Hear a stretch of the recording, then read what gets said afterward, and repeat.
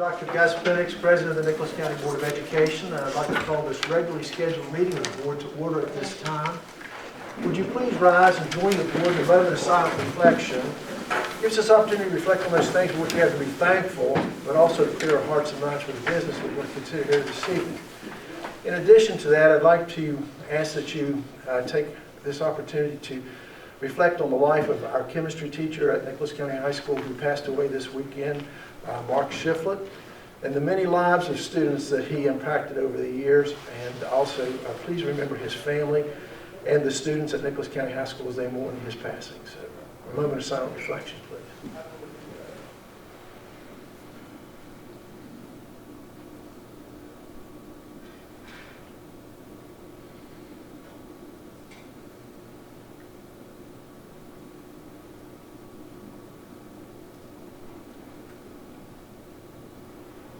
Thank you. Would you please join the board in saluting our country with the Pledge of Allegiance?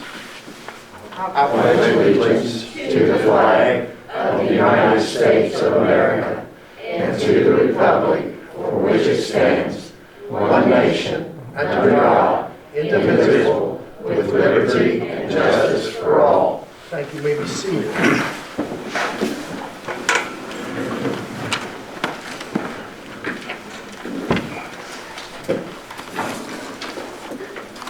First of all, would you please turn off your cell phones if you have them so that we don't have interruptions during the meeting.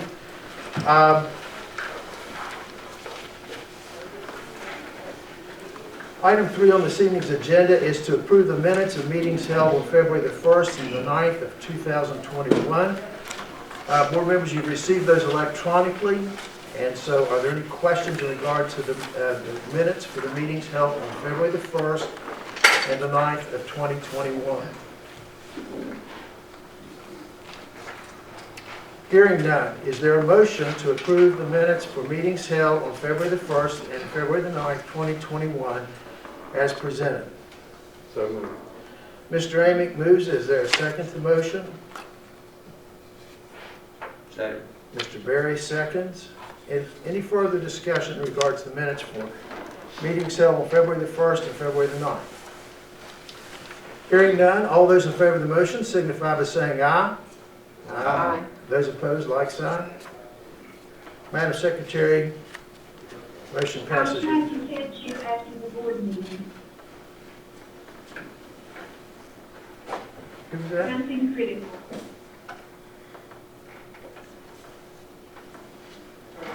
We have something strange going on up here.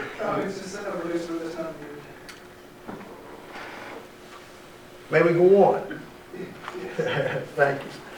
I want to go back and clarify on something that happened in the paper over the last week. And I will kind of walk you through this because I think it's important that we correct the situation. On February the 4th, in the Chronicle, they presented an article entitled, that's on the front page, School Superintendent receives 4-year contract extension. There are 2 parts to the article. The first part talks about the actual contract that was awarded, and there's a mistake there. It says in her last year that her salary would be $146,000. It's $142,000. But also, in the second part of the article, it talks about the fact that the board had done her evaluation during that meeting. And at the end of the meeting, at the end of our executive session on the superintendent's evaluation, it says, after returning to regular session, the board voted unanimously that the superintendent, Birch Tetrick, had met or exceeded all of the goals established for the 2020-21 school year. That was presented in the Chronicle on the 4th of February. Then, on the 11th, there was a correction that was printed in the Chronicle that states, it was incorrectly reported in last week's edition that the Nicholas County Board of Education voted unanimously at their January 27th special meeting that Superintendent of Schools Dr. Donna Birch Tetrick had met or exceeded the goals set for the 2021 school year No vote on the matter was taken by the board during the open session of the meeting. That was a correction that was presented in the Chronicle last week. I want to go back and share with you the actual minutes of the meeting that was held on the 27th. Under item 3, action items, item A was to complete the evaluation of the superintendent, which we're required to do by law. Complete the evaluation of the superintendent. At 2:11, we went into executive session. I want a motion by Mr. Amy, seconded by Mr. Berry, and unanimously passed to go into executive session. At the end of the executive session,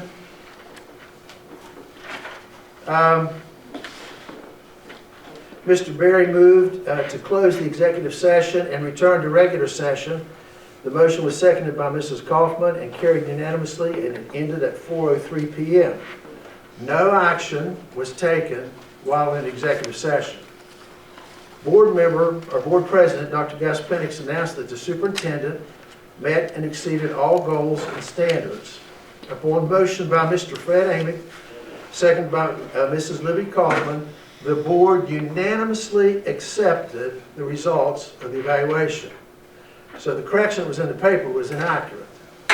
Now, then, on February the 1st, item 3 on the agenda, approve minutes of meetings held on December the 7th, 2020, January 4th, 15th, 25th, and 27th, 2021. Upon motion by Mr. Amy, seconded by Mr. Phil Berry, along with Mrs. Kaufman and Penix, the board approved the minutes as presented. Voting against with Mr. Moose, the vote was 4-1. Mr. Moose asked that the board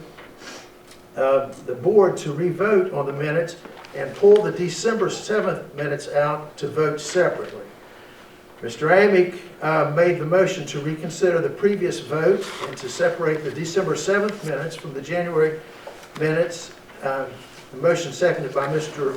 Moose, and all agreed to the motion, 5-0. Upon motion by Mr. Phil Berry, seconded by Mrs. Libby Kaufman, along with Amick and Penix, the board approved the December 7th minutes, and voting against it was Mr. Moose, and the vote was 4-1. Upon motion by Mr. Amick and seconded by Mr. Berry, the board unanimously approved the January 4th, 15th, and 27th minutes. And the 27th was the meeting in which the superintendent's evaluation was accepted and unanimously passed by this board, along with the approval of her contract for 4 years. Now, I say all that to get back to that correction that was in the paper on February the 11th. It says that it was incorrectly reported in last week's edition that the Nicholas County Board of Education voted unanimously at their January 27th special meeting that Superintendent of Schools Dr. Donna Burge-Teetry had met or exceeded the goals set for the 2020-2021 school year. No vote on the matter was taken by the board during the open session of the meeting, so that was inaccurate. And after I've had discussions with the Chronicle, they will make a correction in this week's Chronicle, I assume, and they will correct that mistake. So I just want to go on record as clearing that up. We did vote on that, and it was a unanimous vote to approve the superintendent's evaluation. We voted to approve the evaluation. Was it 100% unanimous? Absolutely. That she had, it was 100% that she had met or exceeded all goals. That was the statement. That was the statement that was read. Because she had it. We went through her entire evaluation. We looked at every single aspect, and she had met or exceeded in every single one of those, her evaluation. By everyone. What the consensus of the board. Did you express that in terms of percentages? I expressed it. During the evaluation procedure. I expressed it in the sense that we always have handled the evaluation of the superintendent. We come out and we tell whether the superintendent has either met or exceeded or not met standards. And you voted in favor of that. When I read the statement, the superintendent has met or exceeded all the standards in her evaluation. I called for the vote on the board. It was unanimous. Anybody disagree with that? I disagree. I don't remember that. I didn't see it that way. I did not vote that way. Well, you did.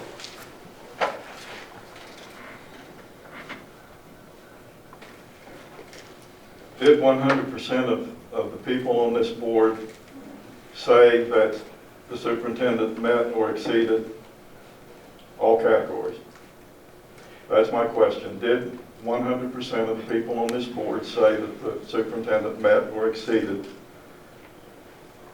The evaluation, we did not, we don't do it that way. We do it, we present it as a consensus of the board, what happened, and you had opportunity, if you wanted something different said, to say it at that particular time, but you didn't. When I came out, I said, I will read the statement, and the statement said that the superintendent met or exceeded all the goals of her evaluation. And when I read that, called for the vote, and it was a unanimous vote. Mr. Amick read a statement. And then we called for a vote. And I voted no. That was the second. That was for her contract. If you go back, and we can go back through the meeting if we have to. We came, and as I read out of the minutes here, item 3A, we went into executive session to discuss her evaluation. We did the evaluation, we came out, I made the statement, we voted unanimously to accept the evaluation. We went back into executive session in that meeting to discuss her contract.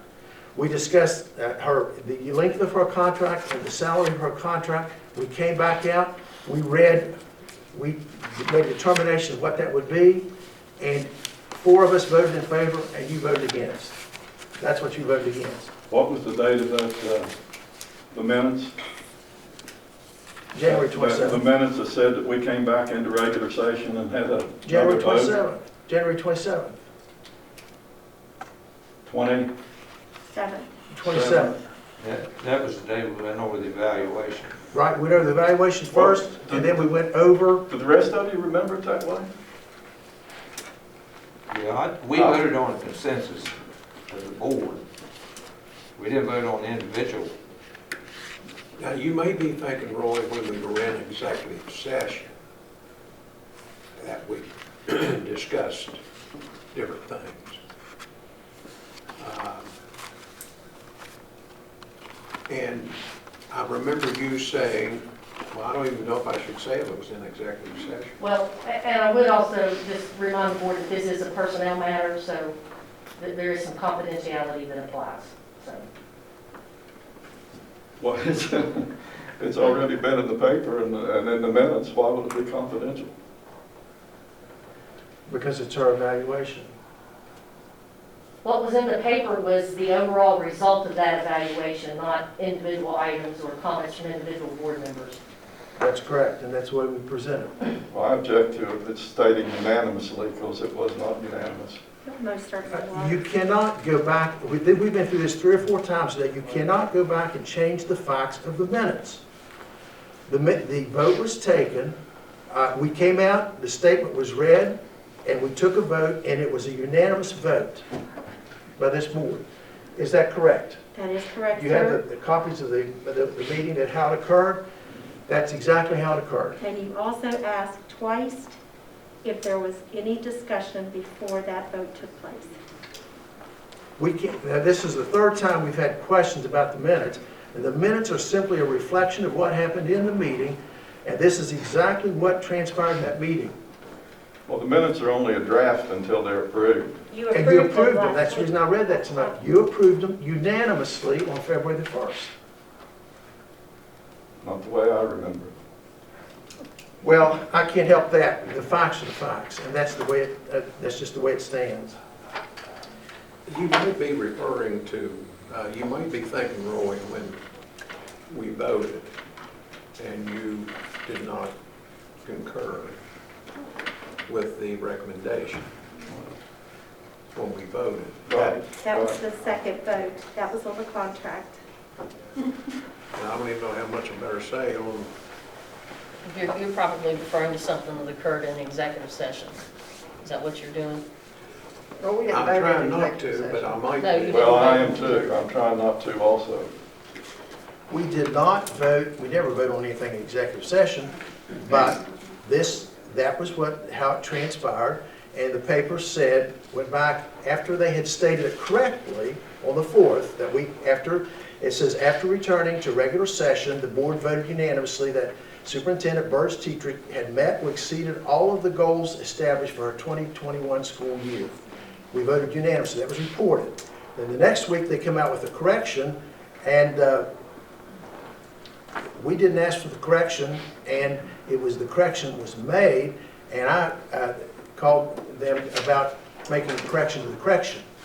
Because I have read to you the facts of what happened on the 27th and what happened on the 1st, and then here tonight, we just now approved the February 1st minutes just before this discussion. So the facts are the facts, and the paper needs to correct the mistake that was in there. Well, Any further discussion? I object. There's no vote to object. Okay, item 4 on this evening's agenda, recognitions. Madam Superintendent or Madam Secretary, do you have any recognitions? Apparently not. No, I No, we don't. do not. Item 5, discussion items and presentations. Letter of interest expressing desire to acquire Canvas Elementary School property on behalf of Mountain View Church. Mr. Britton, Mr. Beaver, and Mr. Groves. Would you all care to come, who's going to speak, or? You can go to the podium. You have to go to the podium over here. Let me hand this up to you, please, if I may first. Thank you. I don't know how much you know or do not know about this particular subject. Thank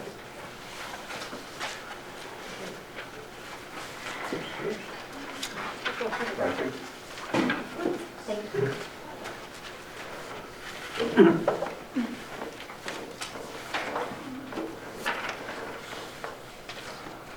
I don't know if I want to follow that conversation or not, John.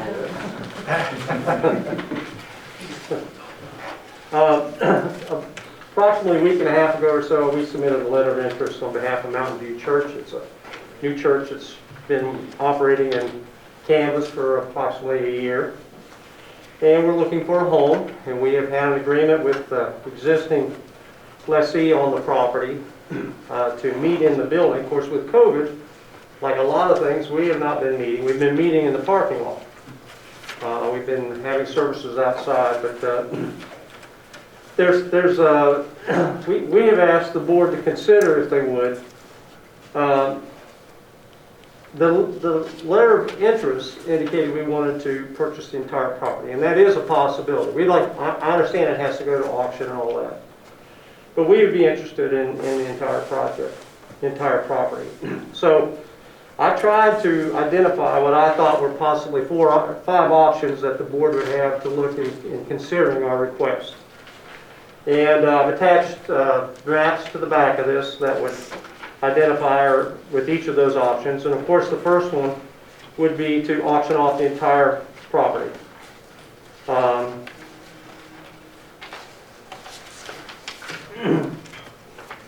There's currently 5.33 acres there. There's an old building, at one time was the cafeteria there, if you're familiar with that property. There's an old ball field in the back, and there's a basketball court, and there's a pavilion, a small outdoor pavilion. So our request initially is for the board to consider putting the entire 5.33 acres with the current improvements up for auction. Now, as an option to that, option 2, if the board found for some reason that they did not want to part with all the facilities that are there, option 2 shows a shaded area that's 3.77 acres. obviously, our intention would be to build a church and associated facilities for that church. So having that building would be convenient for us currently, but it's not an absolute necessity. What we're more interested in is the land.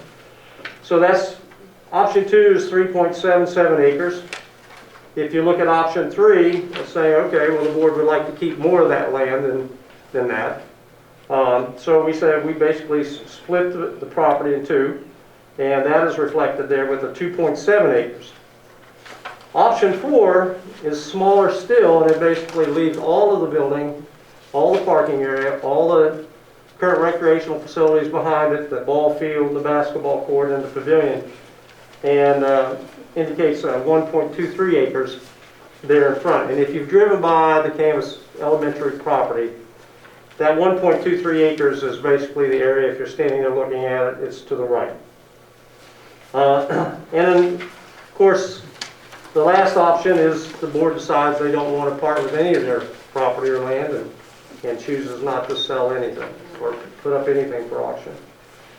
So we would like to ask the board to consider our request, and I'll leave it to the board to discuss and see if there's one of those four options that's acceptable to the board. And I'm open for questions if you have any questions.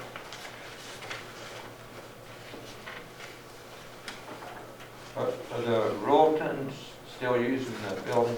No, the Ruritons have disbanded there for some time. Oh, did So right now, you are using the building? We do use the building. We originally entered into an agreement with the Nicholas County Youth Wrestling that has a rental agreement or a lease agreement with the board, and we are subleasing from them, and we basically reserved two Sunday morning and a Wednesday evening for Bible study for our church services on Sunday. So we are still doing that. But, you know, obviously as a church, we would like to build a sanctuary. We would like to have our own facility. We'd like to have our own fellowship hall and things like that, that typically you would have with a church. And so obviously you can't do that on leased property. You would need to own that property. And that's what we're trying to get to, yes. Yeah, we meet there, right now we're not having Bible study on Wednesday night. The only time we're meeting there is Sunday morning at 10:30.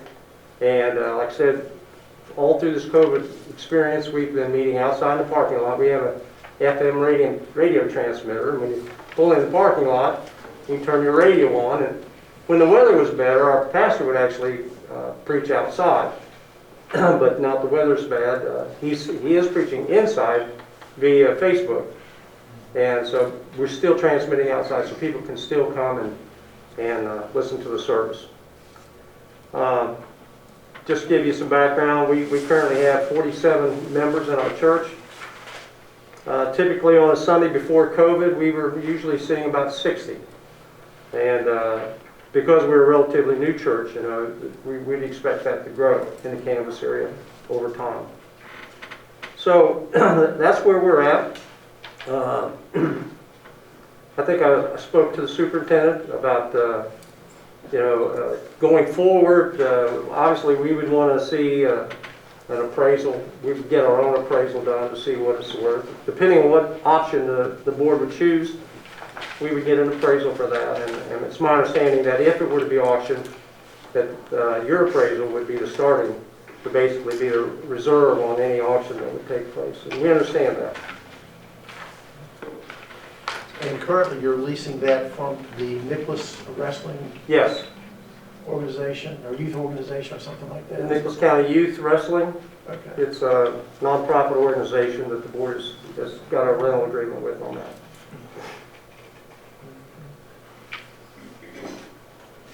Are there any further questions?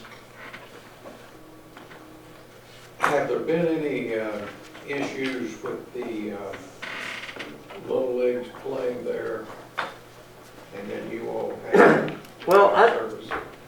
there hasn't been. You know, we've agreed in our agreement with Nicholas County Youth Wrestling. Our reservation on Sunday, for example, is from 10:30 to noon.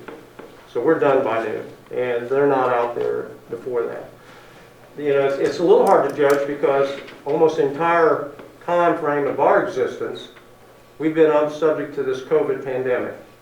And so right now, nobody's been using it, you know, the outdoor recreational stores, they haven't been using it at all. And I think there have been a few private things that they've rented to, a party or, you know, a birthday party or a couple of local things. But I'm not sure how much it's been rented, but obviously, like most things with COVID right now, it's not being used that much. Now, I don't know what the schedule is after that. You know, we've agreed in our sublease with them Wednesday night from 6, I think it's 6 to 8, and Sunday morning from 10:30 to noon. That's what we've agreed to, and we're paying a rental fee for that. But it's a little, you know, it makes it a little difficult. You can just imagine if you were going to your own church, you know, if you have a PA system or music or whatever, people like to come in and practice and set up, and they, you know, this way we have to constantly put it up and then take it down and store it somewhere. So there's a lot of reasons why, if we're to have a church, that we would like to have a permanent facility and a permanent home, and something that we can invest our future in as well. Property is difficult to come by. I think we all know that.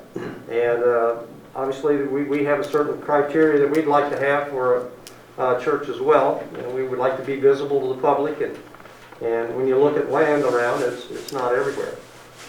We think we would be in a good position to continue the public service there. Our churches have historically been good, I think, about renting to the public or making it available to the public for other services and other activities.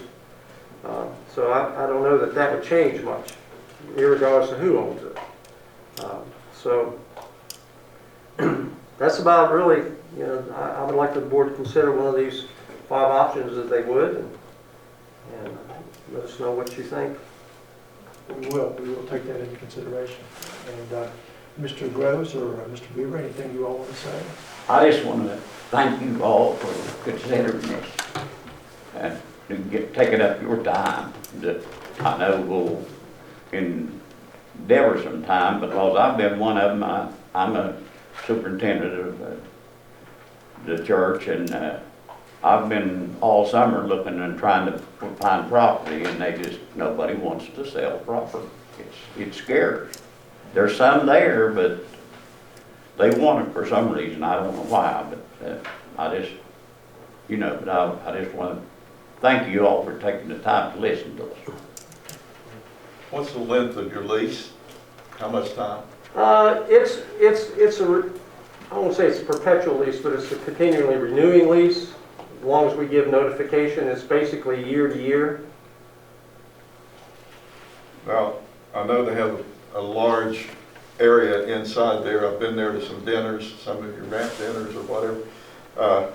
And I suppose you'll still have some type of a meeting area, won't you, in your church if you do build Well, we've had a lot of conversation internally about that. As a church, what's the goal of the church?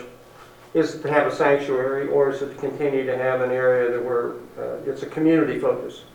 And so if we had that would essentially be the same as a fellowship hall. And so to answer the question, it would continue to be a fellowship hall. We don't have any intention at this time, until there's a final, maybe a better replacement somewhere down the road, to do away with that building or do away with the way it's set up right now. It's got a kitchen attached to it if you've been in it. And, we would like to make some improvements as we go forward. There's some things, some maintenance items that need to be taken care of. And we would like to invest some time and energy into it. But, if you've ever been a renter, it's hard to justify sometimes spending your money to do things to someone else's property.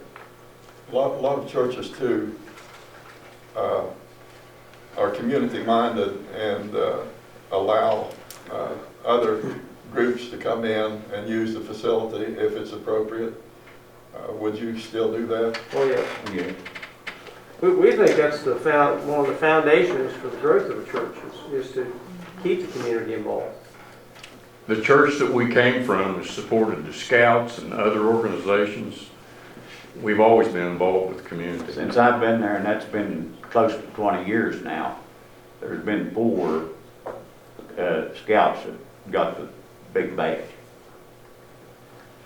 I am not aware of anything that's gone on in that building, whether it's been the last year or even prior, that we would object to continue. Well, there's been several of you in the building that we came from. They're on different times for pie socials and things. Dale and Virgil, I think you were both members of the Rotarians there, right? Yes, I was of the Rotary Club when it was there. As grandparents, we recognize the importance that the Board of Education plays in the lives of our children.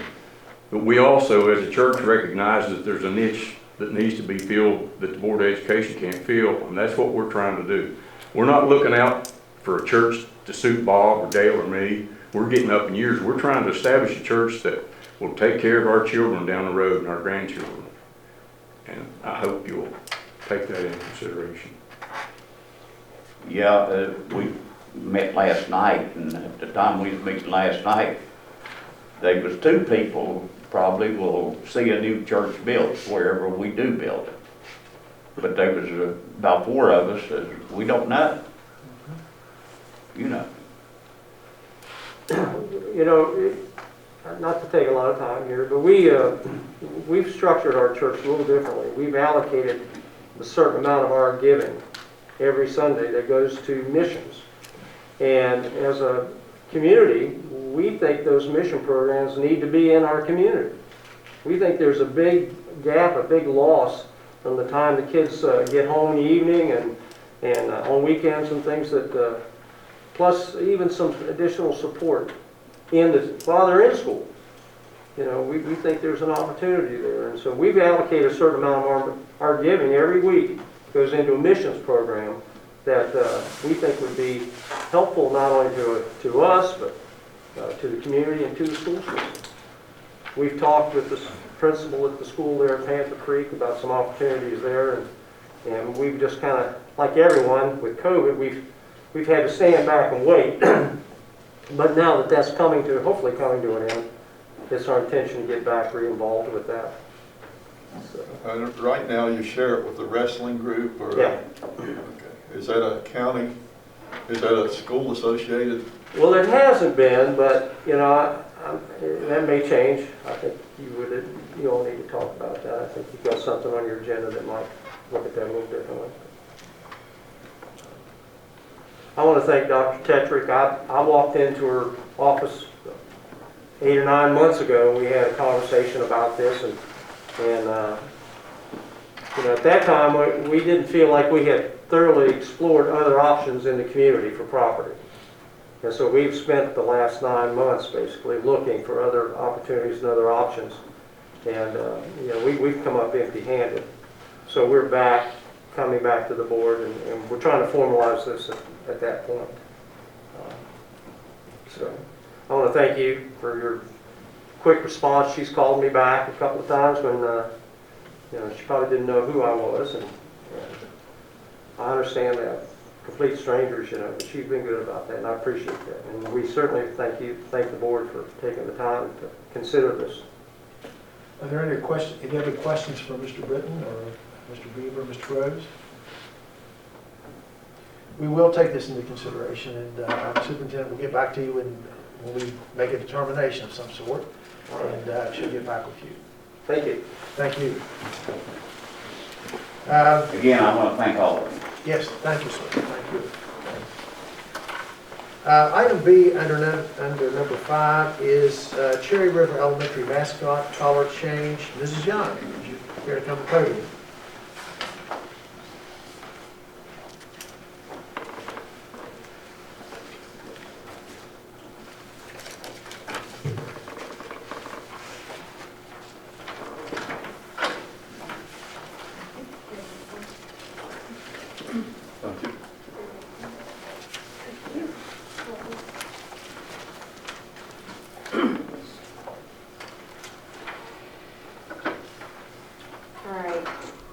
Thank you guys for listening to me this evening. When I first started at Cherry River Elementary, it was brought to my attention that some of the people there were interested in a mascot color change. With the combining of schools, it seems like it may be relevant to have a school that is unified in color. So what I did was I took a couple action steps.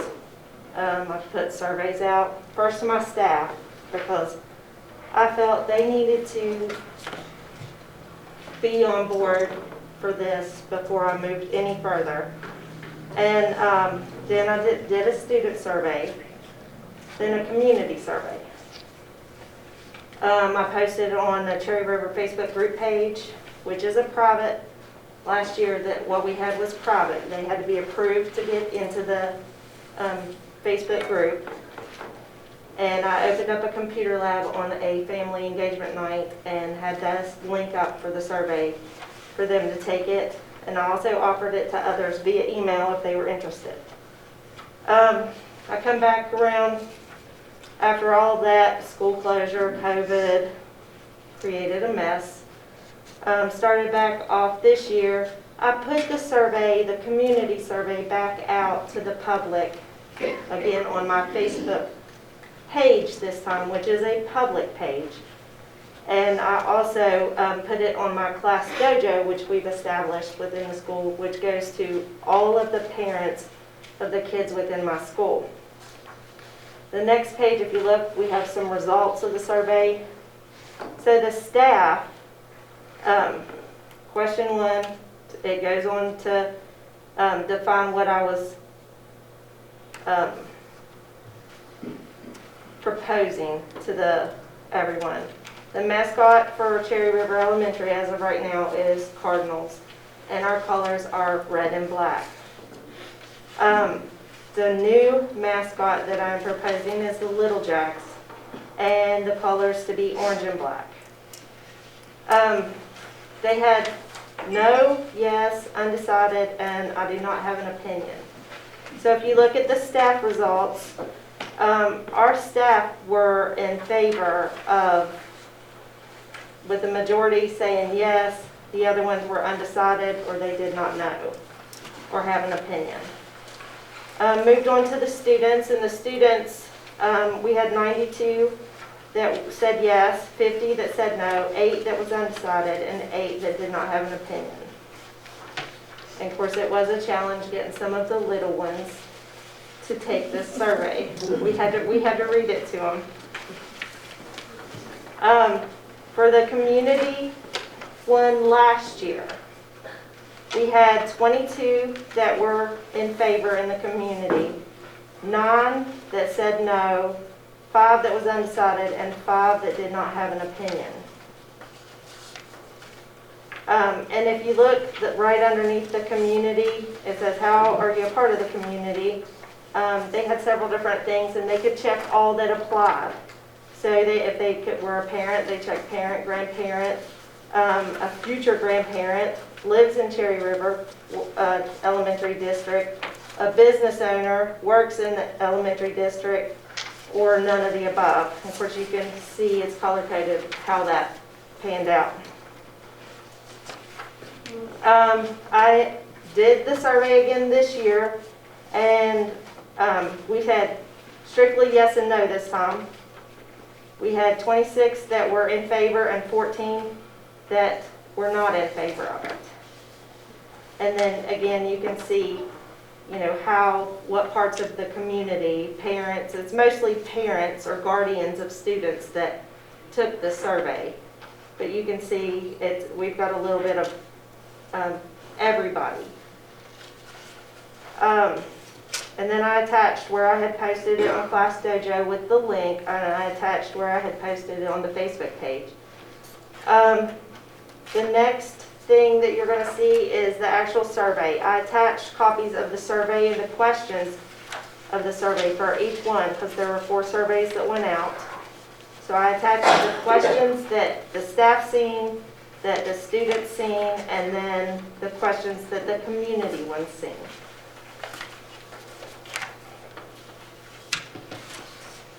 The next page, if you look, it says 2019-20 school year at the top. These are some of the comments. So I wanted you guys to have a thorough understanding of how the community feels. So you can see some of them said undecided, and right beside that it says why they were undecided. My children enjoy having their own school mascot. So I attached all of those of the community, so you can see everything that the community had said as far as why they were in favor or not in favor of this change.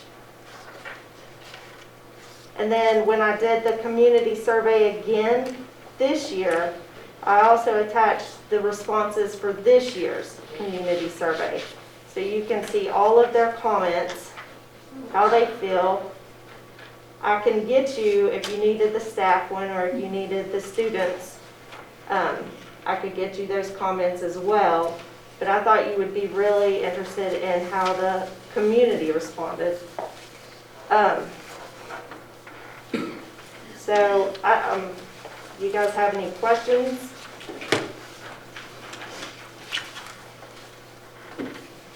I think you very thoroughly tried to find out what your community, students, and parents, and staff want, and so I think you've done a good job, a very thorough job of trying to find that out. Thank you.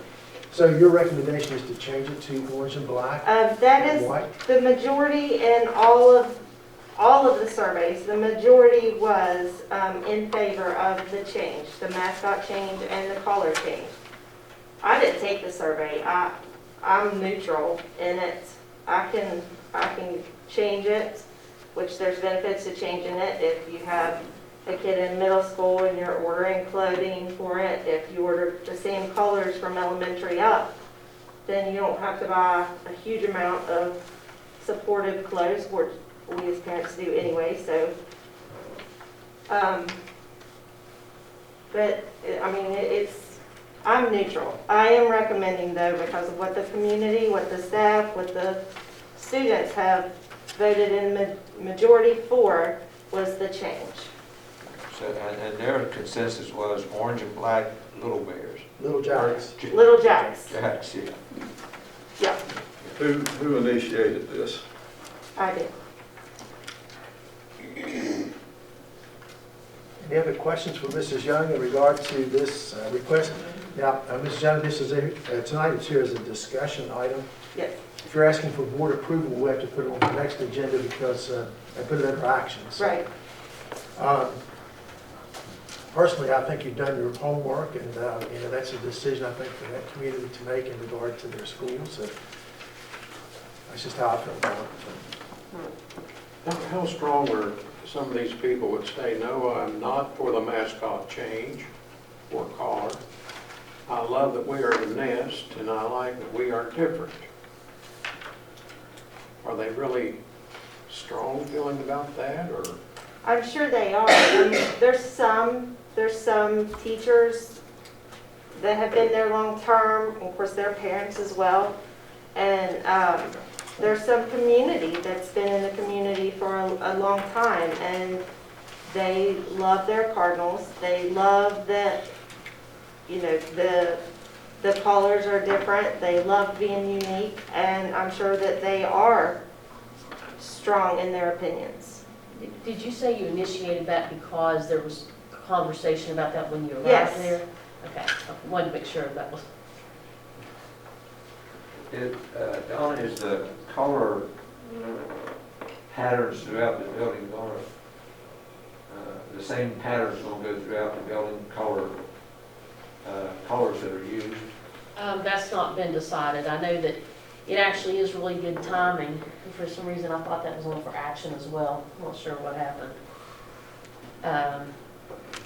But it's really good timing because if they move to the Little Jacks, then of course they're going to want the color scheme tend to be, you know, indicative of that. And if they stay Cardinals, they're going to want, you know, the red and black. So, I mean, it will have some bearing on the school, I'm sure, on the design, because the designer will, you know, really inquire. So I know that when Ms. Young went there, there had been conversation. Actually, when I first came here, there was conversation, wonder why we're not just Little Jacks. I said, I don't have anything in it, I don't. And then Mrs. Young asked me, she said, I'm being asked about that, and I said, well, go ahead, do your survey, see what how everyone feels. So she was thorough enough that she did it last year and this year, so she didn't just jump the first time. She came and then she contacted me and said, I did the survey again this year to get the feeling, and this is what they had, so that's why we put her on the agenda. But I meant to have her on also for approval, so. Well, it sounds like, has the middle school discussed this about No, they're orange and black. they're all orange? Yeah. Well, The well, middle really, school the and color high thing would be the same throughout the building if you go to orange and black. If I'm not mistaken, Fred, wasn't the middle school blue and red to begin with, Patriots? They were red, white, and blue, Patriots. This varies with different superintendents. In 1978, when they did away with the grade schools and decided to send the 7th and 8th and 9th to junior highs, why? Because that's what California was doing, and the State Department thought California was the cat's meow, I guess. But they went junior highs. And what the superintendent did, Mr. Poole,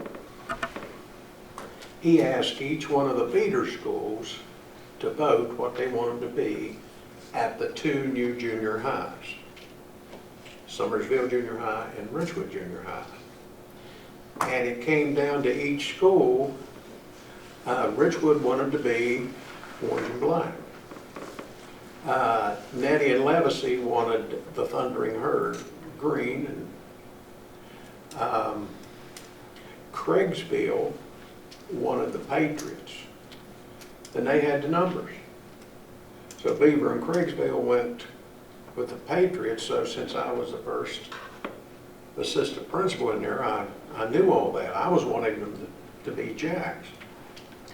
And then when we changed again to middle schools, because California went middle school, so West Virginia had to go middle school. They asked to go orange and black, and over here they said we'll just stay the Bears at the 2 schools. So that gives you a little bit of history. They wanted the Carolina Collars also with the Patriot, but those were hard to get, those collars. So we went more with, since they were Patriots, red, white, and blue. But the first couple years, we were able to get the Carolina collars, but for some reason, they were hard to get. And you couldn't change on the uniforms from the junior high to the high school. The high school couldn't, if you had a big boy in junior high, they couldn't help you any. So it's kind of a community thing, I think, what they want. But isn't, like as far as like the Little League, like football and stuff like that, aren't they They're little Jacks all- anyway? They're all Jacks? Little Jacks, and what I found is in a lot of the survey, they were the ones really excited for the change because they like to be able to wear it. We even have, during football season at Cherry River Elementary, the orange and black Thursday to support the middle school. So, I mean, they're already there for the most part. Their hearts are there. So, but then there are some that have the attachment to the cardinal and the red and black. I understand that too. I'm just presenting you, this is what they have told me. And the majority is asking for the change. So, and I put the surveys out as much as I could put them out. It was even shared on the I Am Ridgewood page. So.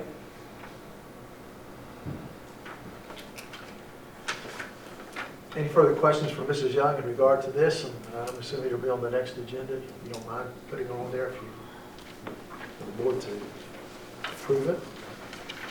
How's your testing going? My testing.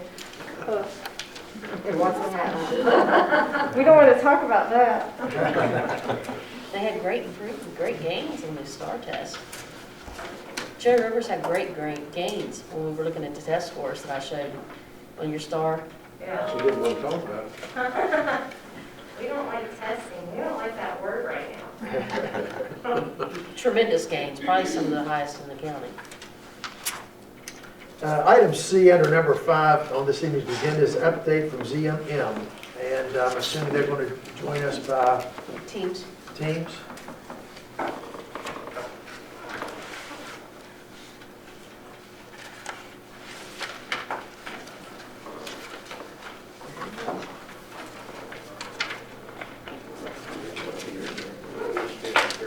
Mr. Ferguson.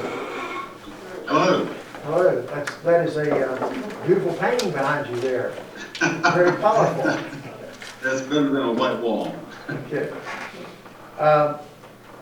Update on ZMM, where we are, what the story is right now. Sure, I'll just go down the list, and if I miss something, just ask me a question, if that's okay. Mr. Ferguson, before you begin, he was going to be with us this evening, but there's under some pretty severe ice down where he lives, and so we told him it'd be okay to just do this by Zoom. Yeah, they started shutting places down around 3 o'clock today in Charleston and Huntington. So I'll start with Cherry River. Schematic design is actually complete. Design development is completed, but we're waiting on the budget from Skanska before we submit it to you folks. We can't submit anything without budgets. And we're actually quite far enough along on construction documents as well. The things that are happening this week is there's a utility meeting with the city of Richwood this week. ZMM has cambered some lines and utility lines on the existing site, along with your lines. We've also cambered some lines where your lines connect to the city's lines, and we're having a meeting this week with the city. We need to find out at what point will some of the lines be replaced to where we're going to actually attach. I think there's some river water that's getting into the system, and we need to know how we're going to deal with that. We have we're trying to schedule a meeting. I'm going to give the City of Richwood a couple dates in the following week for the H&H study. The second H&H study has been completed, and we have a scenario where we can do less than a 0 rise, which is what they recommend. So we'll be giving them some dates for a meeting, and we would like to include in that meeting, if we can get FEMA to be there, mainly because they wrote the original report in the environmental assessment, and I'd like their input as well, since we're having to go to a 0 rise in that scenario. The schedule is basically we're going to submit the entire phase 2, which is the building design, and the rest of it's DEP in February, and toward the end of February complete the bid documents for phase 2 package. We will receive, hopefully, the DEP final comments around May 10th. They're taking a 12-week review period at this point. During COVID, we realized that the review periods are longer because everyone is out of their office now. They're all working remotely, and they have been for a while. Around May 18th, 2021, we'll advertise phase 2 building package for bidding. And on May 25th, we should get the preliminary comments back from DEP, which is the 30-day advertisement that'll commence around that time. June 10th, the phase 2 bid package will have a pre-bid, and then around June 22nd, we'll receive bids for the phase 2 package, and June 24th should be the end of the 30-day DEP advertisement, and then around July 5th is when construction should commence. That's a tentative schedule, and a lot of that hinges on DEP comments when we get those comments back. If you don't have any questions, you start time with questions. I'll go on to Glade Creek. Do you have building permits now at Richwood? with this from the No, city? you don't ask for building permits until the contractor asks for the building permits when the bids are coming. The contractor has to submit that. And they will go to the city and ask for a building permit? The contractor will ask to go to the city and ask for a building permit when they get awarded a contract. So Dave, are you saying then by July the 5th, you'll be given the notice to proceed at that time?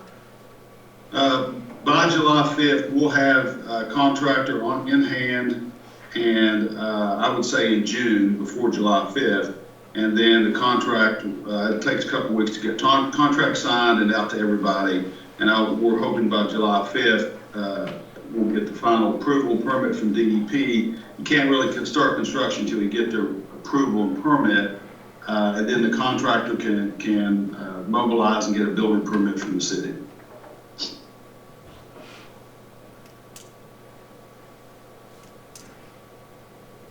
On Glade Creek, schematic design is ongoing. We're finalizing rooms and square footages for the academies. We're starting on design development, as we showed you all previously, starting to look at the exterior images and overall building design. The mass site grading package is nearing completion, and the current schedule for that project is toward the end of February. We'll submit the mass grading package to DEP, which will take several months to get that permit because we're going to ask for the permit for the whole site. March 8th, we'll complete the bid documents for the mass grading package. May 17th, we'll approximately receive DEP final comments. That assumes a 12-week period of review. May 25th, we advertise the mass grading package for bidding. June the 1st, preliminary approval from DEP, and the DEP will have a 30-day advertisement for comments. June 17th, the mass grading package will have a pre-bid. We'll receive bids around June 29th for the mass grading package, and then July 1st, we predict will be the end of the 30-day advertisement from DEP.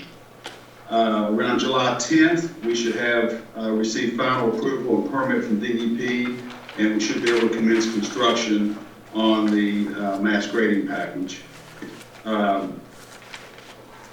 The October 30th, the mass grading package should have the building pad substantially complete, and by November 10th, the building contractor should start construction on the building pad. We don't have all the bid dates for the building at this point, but hopefully by November 10th, we'll have construction starting on the building pad for the Glade Creek project. He can start foundations and steel erection over the winter. And then on January 2nd, the mass grading package should be substantially complete. Dave, are Yes. those DEP timelines, are those pretty true, or can they be shortened, or are they? I haven't seen them shortened lately. Those have been over COVID. Those have been sticking pretty true. They're all working remotely. I don't think there's anyone at DEP coming in the office at this point. We're not able to meet with fire marshal or anybody in their offices right now. Everything's done remotely and through Teams. So it slows down the process a little bit and makes things a little more difficult to operate. That's what we're finding right now. But maybe if this eases up a little bit and COVID relaxes some of their restrictions, maybe we can start having in-person meetings, we hope. Dave, could you send us a tentative schedule of what you just said? I have it. Sure. I can send it out to you. The superintendent has that. I'm And having trouble. there's also another. All that down. Me too. The buildings design schedule is also written down, and I'll try to get that in a form to where I can send that out as well. The Memorial Walking Trail, the walking trail's been redesigned and drawings are complete. I want to confirm with the School Building Authority if they They have to go through the review process again. I want to get that review prior to getting another H&H study. But if I don't have to, I'll go ahead and initiate the H&H study and get that project moving along a little faster. We did receive bids on the canopy repair project this past week. We had 2 bidders. Flint Construction was low at a total of $325,600. Excuse me. And the next contractor, there was one more contractor, and his price was $3,129,000. So we need to probably go with the Flint Construction. It's a good contractor. They'll get the job done. And as soon as we figure out how we can proceed with that, we'll get contracts written as well. Dave, again, those amounts where the low bidder was what? 300. The low bidder, I know it's a big discrepancy. The low bidder was $325,600. The high bidder was $3 million? Correct, $3,129,000. Is I it think we'll Flint, go with the low one. is it Flint Construction's local, isn't it? It's Braxton. I think so. Yeah. I think they're out of Braxton County. We've done a lot of work with them over the years, so they do a good job. How do you spell that? Flint. Flint. Flint. Any other questions for Mr. Ferguson? Dave, I'd just like to reiterate, and I know you know this, but all these times that you're talking about with the DEP, it says normal times that they can take, and they usually take the full amount of time that they can take. They do. Correct? Well, yeah, thank you for that. Any other questions for Mr. Ferguson? Well, Dave, we look forward to seeing you here on March the 1st. I will try to be there, believe me. This weather is killing me. Any other questions? Oh, Dave, you Sure. you said that you would find out what the proposed capacity, student capacity for the Richwood project would be when it's complete. Were you able to Oh, do- okay. I apologize. I don't have that in front of me. I will email that to everyone tomorrow. I apologize for that. You write that down. The capacity of the Richwood project? Yes, sir, the student capacity. Okay. Projected, I'll projected, of course. that. Project.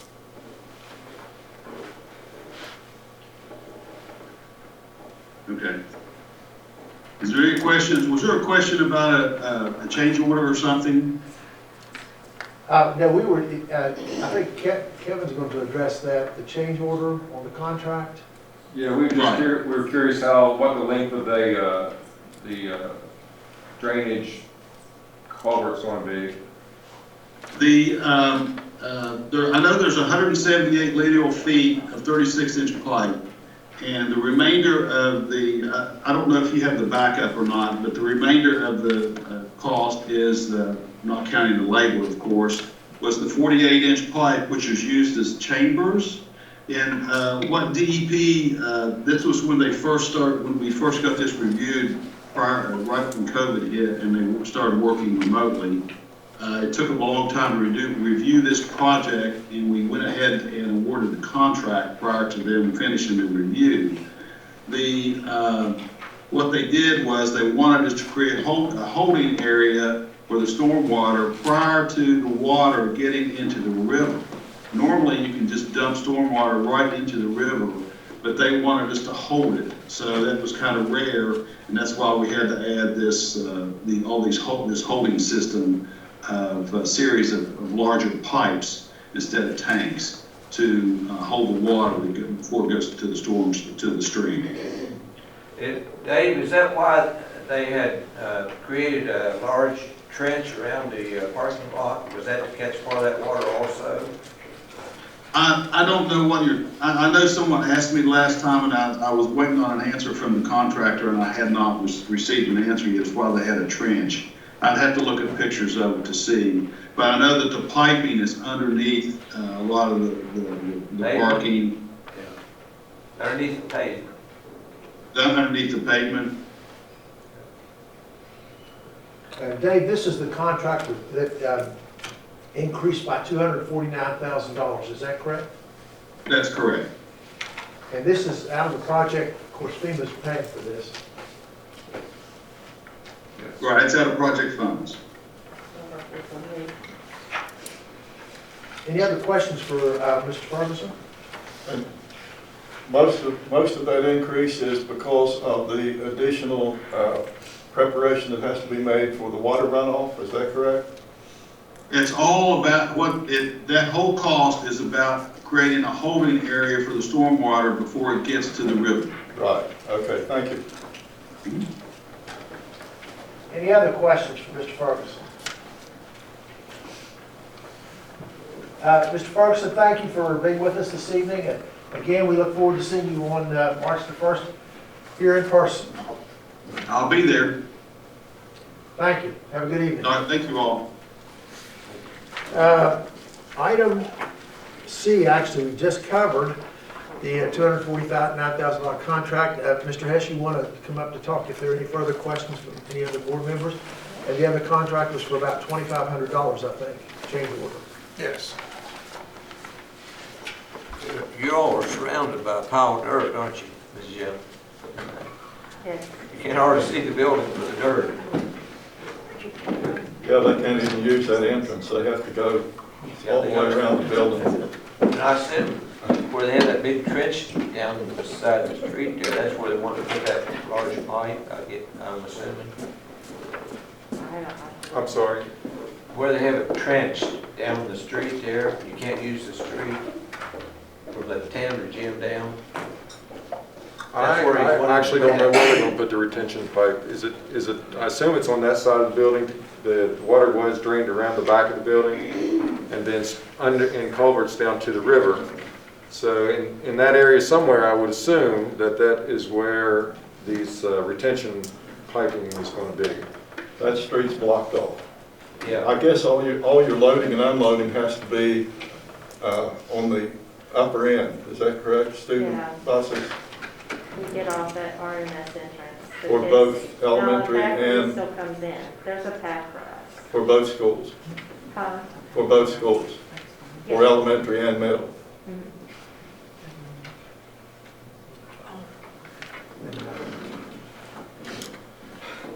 No wonder you don't want to talk about testing. So those two contract change orders are actually in my finance section that will ask for approval, but if just, Mr. Ferguson pretty well covered what they were. One is the drainage pipe, it's $259,000, as I recall. 49. Let me grab to that. $249,771.52. And that is to install the underground stormwater retention system. That's change order number 2 with Kanawha Stone. Now, you back up, the change order number 1 was for $2,562. And that was simply to install and construct soft soils beneath the head wall. Is that up behind the school? Is that what it's talking about there? I have no idea. Rocky, you know? Was none of that drainage included in the original contract? This might, I really don't know. They, It was. it's, well, I mean, this is a change order, so they must have run into something that, What happened was the DEP permit. So when they did the original, they had the system, unless I'm jumping in on the wrong part, they had it designed as they typically do, with the water runoff going straight into the river. When the DEP permit came back, they came back with a requirement that the water had to be slowed prior to entering the river, which created, they had to go in and do all of the chambers, and that's what increased the cost. So Terradon and when the construction when everything was designed for the bid, it was designed with the way it's typically designed. And in the meeting we had this is not common. They're not sure why this change occurred from the DEP. It took months to get it through, and so anyway, everyone was kind of stumped as to why this additional requirement was being brought about, but it was, and so that's why. So it was figured in. It's just that for whatever reason, there was more work being requested. Did they already have the large pipes under the parking lot? They originally had going down Legion Street to Cherry River back in 2016 when Mayor Baber was there. They connected onto the drainage with their volunteer work and created drainage so that we would have a place to park, and it was just necessary. Well, with the process they used, I guess it was free manpower. Some of the stuff was just collapsed, was not doing an efficient job in delivering the water from the hill to the Cherry River. So of course, one of the first things that we wanted to do was make that correct so that we don't have any problems in the future. Okay. Under the pavement, are there large pipes already under the pavement? Some of them? Yes, So it's that my don't have to tear understanding, the yes. parking lot out? No, not for that, because that was one of the things when they put it in. I'm almost positive that all of those pipes are in there, I would assume creating so. the chambers to Hey, slow it down. Yeah, or they wouldn't have gotten the permit. There's some description in their paperwork there about change order 1 and basically what it does, and it's, you can probably read it and make better sense of it than me trying to explain. But gives you a little bit more information about the 2500, and then if there's some maps in the secondary piece there to,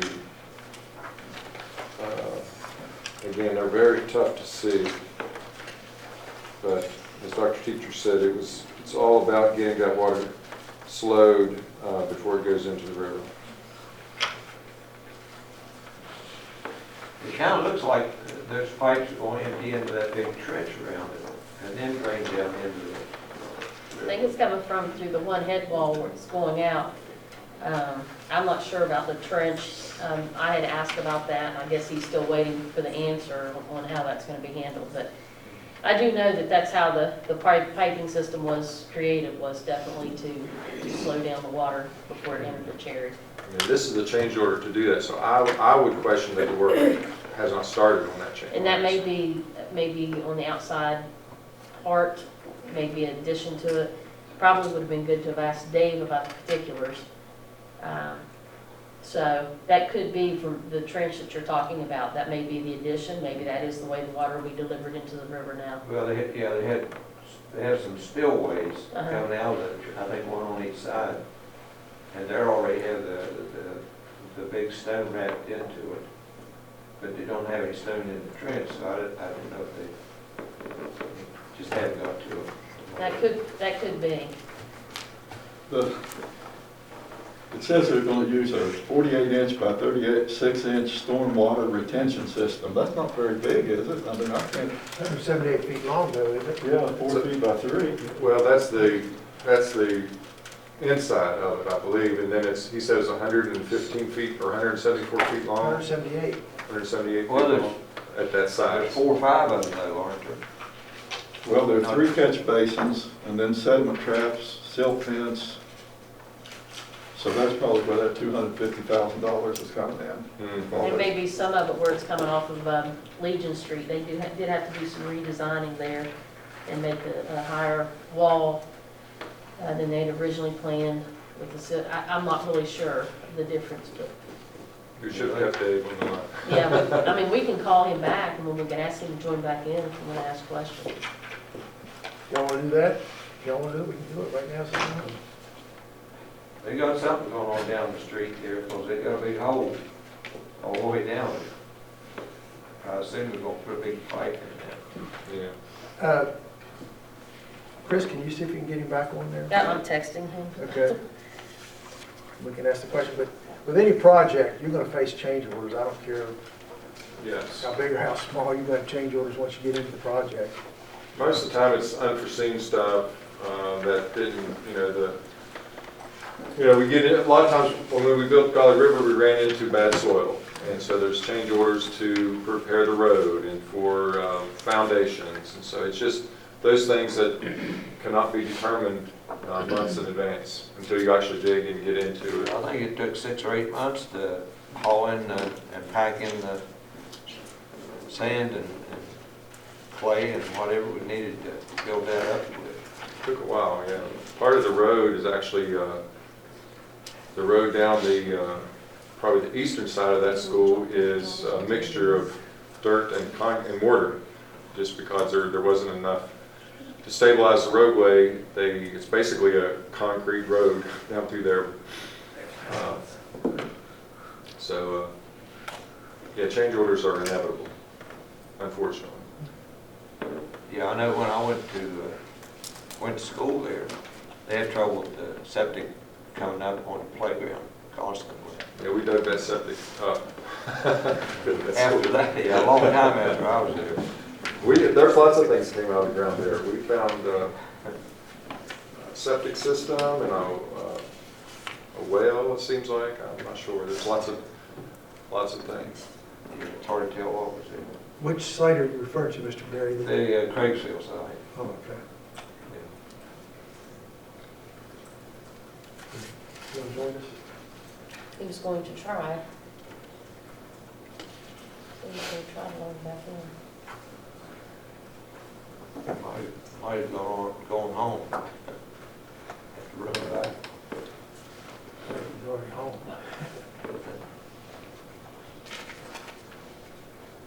I think he was at his house. There he is.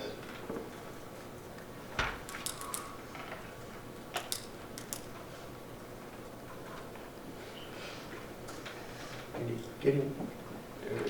Hey, Dave, we just had we had a couple other questions in regard to these change orders. And Kevin's given it his best shot, and we thought we probably needed to consult the person who has all the knowledge. So we came back to you. I failed miserably, Dave. Okay, now the question is in regard to the change order on the $249,000 that you talked about. There's some questions there about the size of that. Mr. Berry, you had one? Well, I think, are the large pipes already under the pavement that calls for? I think I don't know where exactly, I don't have the drawing in front of me to tell you exactly where everything's located, but I know that all the piping, I think, has been installed because they had to have a lot of that installed up front. And they went ahead and installed it based on the fact that DEP required it. Okay. So, and the dimensions, again, it's like 36 inches high, 48 inches across, and 178 feet, did you say? Well, there's 178 feet of 36-inch pipe. I don't recall what the length of the 48-inch pipe is at this point. I'd have to go back and look at the backup for the change order.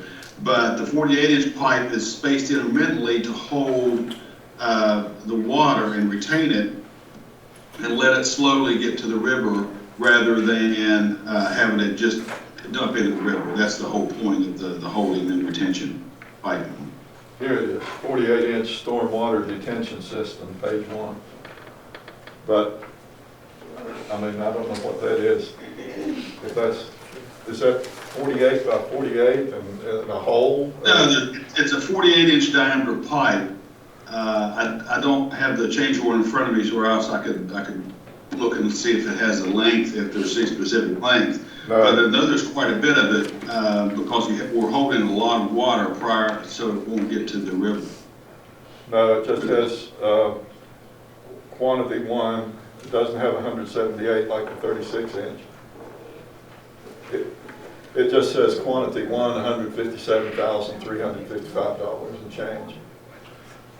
We can get the quantity for you, I just don't have it, I don't have access to it right now.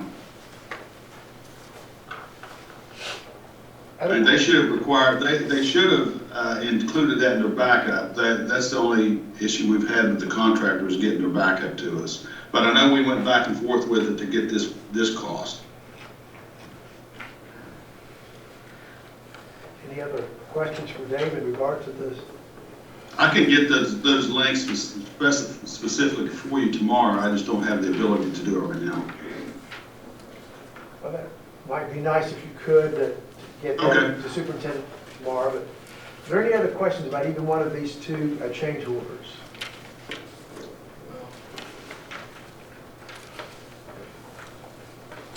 Dave, we're going to let you go for a second time. I'm sorry to bother you again this Okay. evening. No, that's fine, call me anytime. Thanks now. Thank you. Mr. Hess, thank you for that. And we'll now move on with Dr. Tetrick. Item D, update on employee vaccination and update on at-risk students. If you'll go to the podium, Superintendent.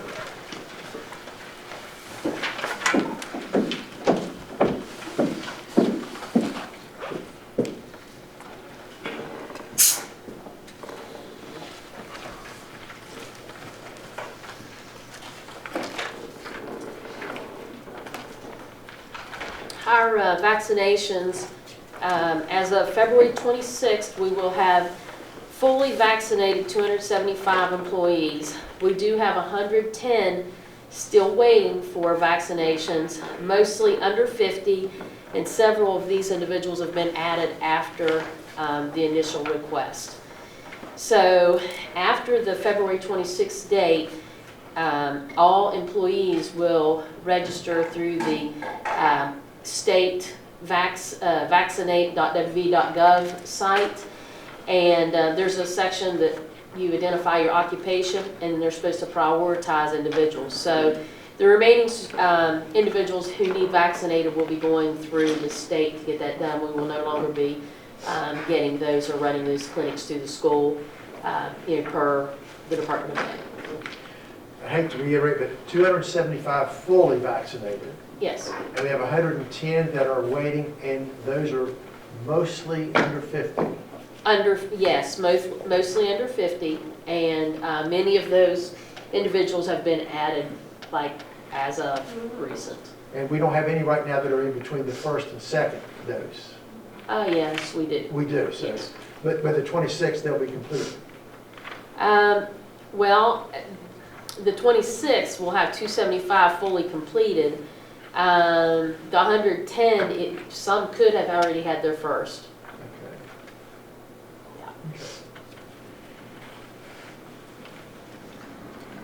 Any And so questions? that kind of moves it moves into the state, to a state registry where they register. Yes, And by profession, like teacher or whatever, then yes. they're going to receive some type of priority, I would Yes, assume. age and occupation, yes. Well, that's a good number of employees that we have already, 275. Yeah, our employees have done quite well. I mean, they were eager to get their vaccinations and did what they needed to do. And of course, Martha Roop, our nurse, did an excellent job coordinating and running these clinics. So, you know, we're in pretty good shape. How many total employees do we have? Close to 500, and that's counting. Do you have exact numbers? No, it's right at 500 altogether. But many of those are substitutes and, you know, different individuals. It's not full. Are substitutes counted? Yes. If they're on long-term or just day by day, are they counted? Any. This is substitutes. It's anyone associated with us, like Save the Children, you know, contract workers that are working daily with our students. So we've, you know, extended our reach to anyone who is working daily with our students. We need to have a big shout out for the people that administer the shots. Yes. A lot of them Volunteered, yes. Yes, they did. I heard they were going to start giving them like Walgreens and like That's some. my understanding. I don't know when. Yeah, that's my understanding. But I really don't have information beyond that, only that ours will be moving to the state registry for it. Yeah, I got both of mine at Walgreens. I just pulled the numbers. We've got like 459 regular employees, and then we've got substitutes on top of that. So there'd be more than 500, I think. And I don't know how many substitutes we have. We have some that substitute on a regular basis and some that substitute once or twice a year. So probably somewhere around 600, maybe 700 employees total. So with the 275 and the 110, we're at 385. CBS. So if you have 385 of, say, 525, you're at, you're Well, running about 60%. I think what she's referring to, if you look at our service personnel list, we have pages of service personnel who've actually not done any work in our system. So they're actually hired as our employees, but if you want to look at active employees, we have about 500 that are active. The others Well, are, we have more than 50 substitutes working. We have 458 regular employees. There's more than 50 substitutes. But I don't know. When we did the Safe Schools, how many subscriptions did we get? Because we based that on about how many subs we had. Do you remember? Six or seven. 600 or 700. But not all of those people, too. You have a lot of substitutes who said, I'm not working during COVID. So those people wouldn't have necessarily put their name in the hat to get vaccinated through us. Well, I know the nurse, when she was doing this, she told me around 500 is what had indicated. So I'm not sure. So I think the majority of our people who are currently in our system are vaccinated. Yeah, 275 plus the 110 is 385, so that's a pretty good percentage. Let's say 500. That's a good percentage. I also saw where it said if you had been vaccinated and you got exposed, that you did not have to quarantine. It's my understanding. You had both of them. Well, it didn't say both of them, it just said if you'd had a vaccination. It might have been both of them, but it said that if you got exposed, that you were not going to be required to quarantine. That's what CDC said. Okay, for at-risk students, I'm a lot of data here. The problem is, in working with my principals, everyone does it a little differently. So what I will tell you is that after first semester, we had each of the principals, they evaluated students who failed at least one class and required students to re-enroll face-to-face if they want to stay in public education so that they could receive services. We did bring back a good amount of students back into the system. I think we currently have we have 696 students who are still in distance learning. So we have, so looking at first semester's numbers and them doing poorly, everyone jumped into action in, how do we help these students get caught up? How do we get them back on track?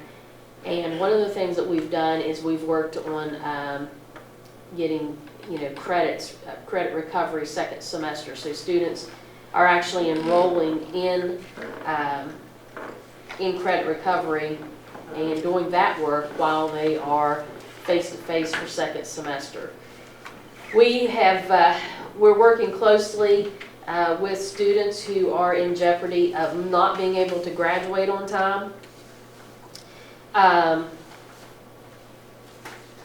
And I feel confident that anyone who wants to, actually, there's no student, from what I've been presented, every student that is in jeopardy right now actually can graduate on time if they follow the plan that has been provided or that has been mutually agreed upon. And I know even as late as today, I had one of the schools messaging me about a particular student who, has not joined the Teams meeting, has not done this, has not done that, is going to be in jeopardy of failing, but that student is not holding up their end of the bargain. So anyway, we're paying very close attention to that. We're doing lots of different remediation, the SAC teams meetings, the tutoring after school, social workers, counselors. I mean, there's just a lot of interventions because there's a lot of problems throughout the state right now with our students not being successful. So anyway, our way was to bring them back, have a face-to-face, and just be real intense, provide real intense instruction and support for those students. But what I wanted to provide to you is a total number of distance learning, virtual, face-to-face, give you some comparisons from last year, this year. But of course, the distance learning, there is no comparison between that last year and this year because we didn't have them last year. But again, my numbers are a variety of, I may be able to answer a question if you have a specific question, but what I plan to do, I'm having the principals actually work together this week, together, the 4 secondary principals, to come up with a consistent measure, because right now I don't feel comfortable in presenting the data because one did it one way, another one did it in a different way, and I don't think the comparisons would be adequate. But I will tell you that we are monitoring and we are doing our best to get these kids back on track and doing everything that we can do. You said 696 are still on the remote learning or distance learning. Yes. Now, does that include those that are going through the state's virtual learning system? No, not this is that. just distance. Just distance? Yes. That's about 20% of our student population, I'd say, total student population. And however, I remind the board that they're still counted in our total enrollment. That's right. Yes, they're still in our total enrollment. We still get funding for those students. Are they pretty well divided between the elementary, middle, and secondary? Well, for example, I have, like Birch River Elementary, we have 18, Cherry River 46, Glade Creek 25, Golly River 91, Mountain Lookout 15, Mount Nebo 12, Summersville Elementary School 68, Panther Creek 75, Zela 25, Richwood Middle School 43, Summersville Middle School 106, Nicholas County High School 86, and Richwood High School 86. So that's the numbers we have. Do you know how many of those 696 are passing? I mean, are they? Those are the students who are currently enrolled, so all of those students should be passing, or the principal feels confident with the appropriate supports they were able to remain home and continue to pass. Yeah, this whole thing's going to create a wave in education that's not very good because colleges and universities are way down on their applications, for new students coming in. Well, we had several hundred students that were, at Nicholas County High School, for example, that were on distance learning, and they've been brought back in. Because they weren't passing, right? Right. Right. But these are the ones that are remained on. What I asked for was a breakdown of today, the students that are currently enrolled in distance learning. So all of these students should be okay, or reasonably okay. And I'd like to say that everyone that has complained to me about being in trouble with their classes, I then referred them to the school, and the school has been bending over backwards to accommodate them and doing everything in their power to make sure that these people are able to catch up and pass. They are. I've never had anyone refused. Yeah, they're bending over backwards. They absolutely are. Every school that we have.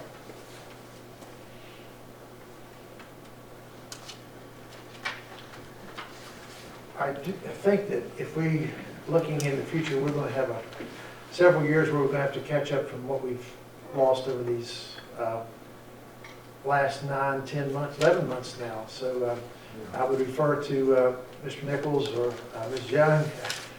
It's going to take a while to catch up, isn't it? After this. Yeah. That wouldn't be a surprise. I'm sorry? I still think that there's probably going to be a demand for some kind of virtual distance learning. Just as normal protocol now. Now that everybody's got a taste of it. I think there'll be some people that'll still want their kids to remain distant. We started that last year, actually. We were kind of a little ahead of the state with offering that. So ours was actually an easier transition, I think, because we were already kind of in the mindset of doing that when we tried to capture some of the homeschool students and bring them back into our school system. So I agree with Mr. Nichols. This is going to be just a part of life, I believe. But in looking at ways to operate it next year, you know, I think that we could actually have a distance learning part of Nicholas County Schools with hired teachers to provide that support. I mean, we couldn't expect it to do, you know, continue with our current teachers, but teachers to actually do that. So I think it's going to be a need. And Sarah, Lydia, Christina, and I are working on, we've already started working on what summer instruction is going to look like. We've got pretty close, we're pretty sure there's going to be at least four full-blown summer school in all of our four largest elementary schools. We're kind of looking at trying to do some kind of STEM math camp for our middle schools, and then hopefully trying to focus in on the 5th graders moving up to 6th and the 8th graders moving up to 9th, and do something special for those 6th and 9th grades, transition grades. Will you be doing that blended and within phase? We're hoping it's going to be face-to-face. Face-to-face, okay, all right. Don't be surprised if the legislature, this would be a good time to set up year-round I school. knew you were going to say that. I mean, some counties are in really bad shape. I could be wrong. I bet you're not. Any further questions for the superintendent regarding the at-risk report? Thank you, Madam Superintendent. Before we go into action items, Madam Superintendent, do we need an executive session to discuss, these are land and purchase issues? We do need an executive session. Under item 6, action items A, board consideration of possible action to remedy legal issues concerning the Glade Creek property. And item C, approval of a MOU with Nicholas County Youth Wrestling. That item C ties back to the request in regard to the purchase of the property discussion. So I'm asking that we go into executive session for the purpose of to discuss those two items. So is there a motion to go into executive session for the purpose of discussing matters affecting the purchase, sale, or lease of property as prescribed by West Virginia State Code? Make the motion. Mr. Berry moves. Is there a second to the motion? Second. Mrs. Kaufman seconds. All those in favor signify by saying aye. Aye. Those opposed, like sign. Madam Secretary, we're in executive session at 6:37 p.m. Executive session. Mrs. Kaufman moves. Is there a second to the motion? Second. Mr. Moose seconds. All those in favor signify by saying aye. Aye. Those opposed, like sign. Madam Secretary, we're out of executive session at 8:13 p.m. And we do apologize for the length, but we had several items to consider there in regard to property. We're going to now recess for about 5 minutes, and we'll be back at 8:18. We were in executive session to discuss action items A and C, which deal with property issues and the lease and sale of property. And item B under 6, approval of possible updated reentry plan. Dr. Tetrick. Oh, okay. Do you want me to talk about B, not A? We'll talk about A and C later on when we get our information. Okay. So. All right. So B.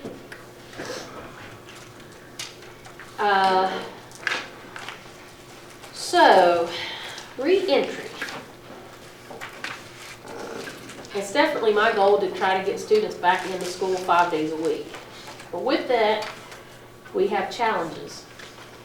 Before I try to do anything, I really need to know the desire of the board as to whether I need to move forward with reentry for 5 days a week. So the reason I had numbers, and I have the numbers for each school and how many students we have on distance learning is very, very important. 696 kids on distance learning. Our current teachers are serving those students, and primarily on Wednesday. Of course, they do it throughout the week, but Wednesday is their distance learning day. That's the reason we have students coming 4 days a week, and and ours are four full days a week. And whereas a lot of counties are doing 4 days a week, but they're only doing partial days. And of course, and they do that for a variety of reasons, such as lesson plannings and whatever. But we were able to work it out in Nicholas County. Our teachers are just very willing to go above and beyond to do what needs to be done. So our kids are an advantage of going 4 days a week. But in looking at my calculations, with the number of students that I have on distance learning for elementary, it's going to require 15 teachers. So if we go 5 days a week, we cannot have our current teachers teaching those students. Now, we have two teachers because of the high number of students that are on distance learning at Gully River that are actually distance learning teachers. That is not something that is common across our county. That's probably the only situation that we have like that.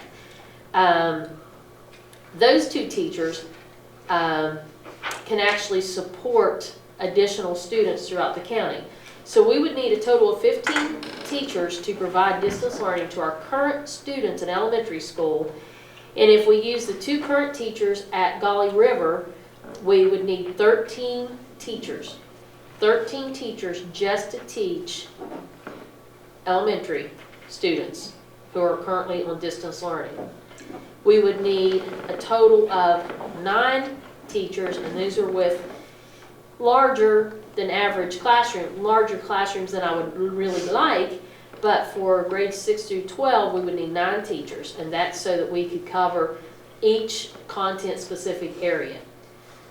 So we would need a total of 22 teachers to actually teach our distance learning students to allow us to go 5 days a week. We can, of course, use CARES money to pay for that, so I talked to Kevin Hess about that when it comes in. We don't have it yet, but when it comes in, we can actually use the CARES money to pay for those 22 teachers. The problem is finding the 22 teachers. We have challenges in finding subs as it is. So I talked to Dr. Lee today, and I asked her to help me with some pros and cons when I go to the board, because I know that we have definite challenges to try to work through, if we move to 5 days a week. So, of course, if we can get 5 days of instruction for all, that would be wonderful. We'd have a routine for adults and students. That's one of the things that really concerns me more than anything, is we have a lot of parents who are working, both parents work, or even single parent households, and they're having to get daycare or other arrangements on that Wednesday each week, which is a challenge. It's a hardship for families, and I understand that. Of course, if we can get them in 5 days a week, kids are definitely getting meals 5 days a week. And of course, if we would be hiring English, science, math, social studies, art, PE, health, and driver's ed, music. I wouldn't need the driver's ed, but music for each of these to provide instruction for the secondary. And of course, the challenges that we would face would be the lack of subs, finding 22 teachers who we could actually employ to do this. And of course, we definitely would not want to change it before the 9 weeks is up. We would have to train our substitute teachers to deliver the distance learning, because we had to train our other teachers, had to learn how to do it.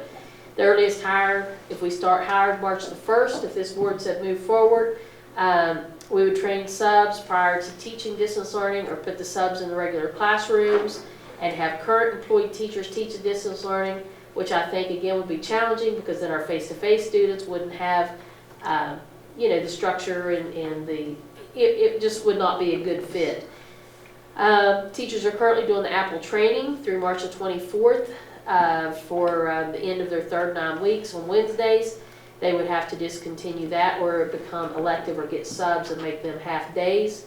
Assessment window begins March the 29th. New hires wouldn't have relationships with kids wouldn't have relationships for kids prior to testing.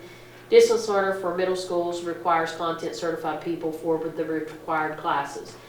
Those are some challenges, but depending on how this board wants to proceed, I can do my best to try to work through those challenges. I don't know that I can find the teachers. The reason I brought this before you is I have heard some parents saying, we really would like to have 5 days a week. Oh, okay. 5 days a week. So that's why I bring this before you, to let you know some of the challenges. We know the benefits, and to see how you guys want me to move forward. Can we not go back to the 4 days? I mean, that was We're working on 4 days. before. Oh, No, you mean I for mean- the Let them go Monday, secondary? Tuesday, let the teachers do their Wednesday thing, and Thursday, Friday, at least to get them back.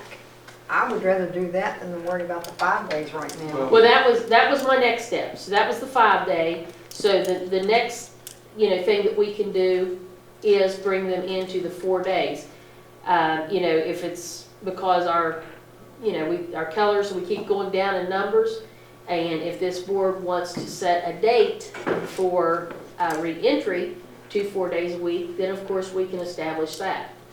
So we already have that in elementary, so it just, we'd be adding a secondary, Adding the secondary, yes, 2 more days. yes. And they were doing it before, and it seemed like it was working okay. They was it can, not? and that's one of the reasons, and this got separated a little bit, that's one of the reasons I wanted to present to you tonight the number of teachers and staff who've received their vaccinations.